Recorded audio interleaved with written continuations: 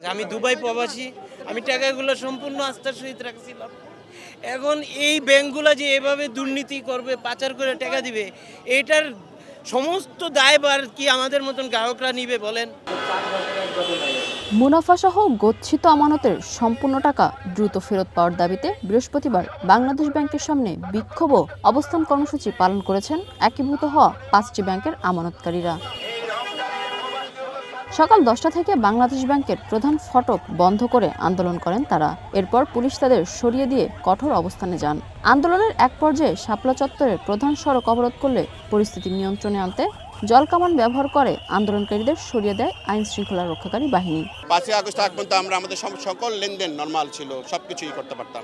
দেখেন আজকে আমি একটা বড় অ্যামাউন্টের করতে, আজকে আমি একটা ধরেন ব্যবসায়ী, আমার টাকা আজ পর্যন্ত আমি 1 টাকাও পাইনি। 3.5 লক্ষ পরিবার আজকে আমরা ভুক্তভোগী। আজকে আপনি জানেন সামনে আমাদের ঈদ। স্বৈরাচার মন্ত্রী সাহেব বলছে মিথ্যা কথা, যে উনি বলছে আমানতকারীর কোনো খেয়ানত নষ্ট হবে না, তাদের টাকা সুরক্ষা থাকবে। এখন উনি বলতেছে যে আমাদের টাকা কাইটা রাখবে। কেন আমাদের টাকা কাইটা রাখবে? আমরা তো এমন কথা বললে তো আমরা টাকা রাখি নাই। একটা আইন দেখায়, একটা কাগজ দেখায়, আমাদের বাংলাদেশ ব্যাংক থেকে অনুমতি আইছে, এই অনুমতি ছাড়া, এই লিখিত ছাড়া আমরা টাকা দিতে পারবো না। ওই জন্য আমরা কোনো টাকা পাই না। সরি লাইফে কখন কি হয় গ্যারান্টি আছে? তাই ইন্স্যুরেন্স করুন সিটি ব্যাংকে, কারণ ইন্স্যুরেন্স করলে সিটিতে সুরক্ষা পাবেন নিশ্চিন্তে। তাদের দাবি, ব্যাংকে থাকা মূলধন ও মুনাফা তুলতে না পেরে অত্যন্ত মানবেতর জীবনযাপন করছেন। দ্রুত বাংলাদেশ ব্যাংকের হেয়ারকাট সিদ্ধান্ত বাতিল করে আমানতের পুরো অর্থ ফেরত চান তারা। পাশাপাশি ব্যাংকিং কার্যক্রম স্বাভাবিক করার দাবিও জানান বিক্ষোভকারীরা। আমি ব্যাংকে যাওয়ার পরে আমাকে বলে লোন নেওয়ার জন্য 13-14% করে লোন নেওয়ার জন্য। তাহলে আমি কেন আমার টাকা ব্যাংকে রেখে আমি কেন লোন নিব?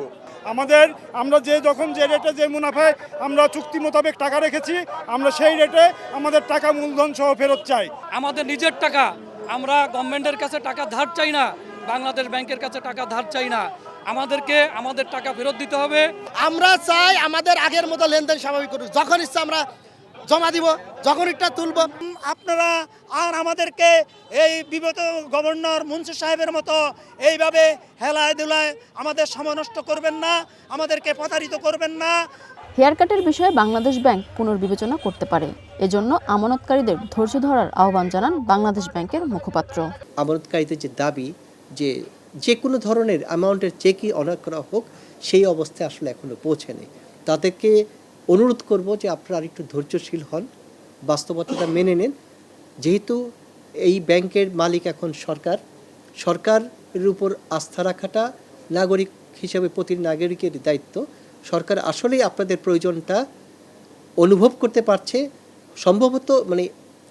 সম্ভবত না, বাস্তবতা হচ্ছে তারল্য সংকটের কারণে সবার প্রয়োজন মেটাতে সক্ষম হচ্ছে না, কিন্তু সরকার আপনাদের প্রতি কমিটেড। আপনাদের সকল আমানত যথাসময়ে মুনাফা সহই আপনাদের কাছে ফেরত দেওয়া হবে। আমানতকারীরা জানান, দাবি আদায় না হলে ভবিষ্যতে কঠোর কর্মসূচি দেওয়া হবে। মিনা ফেরদাউস, ওয়ান নিউজ, ঢাকা।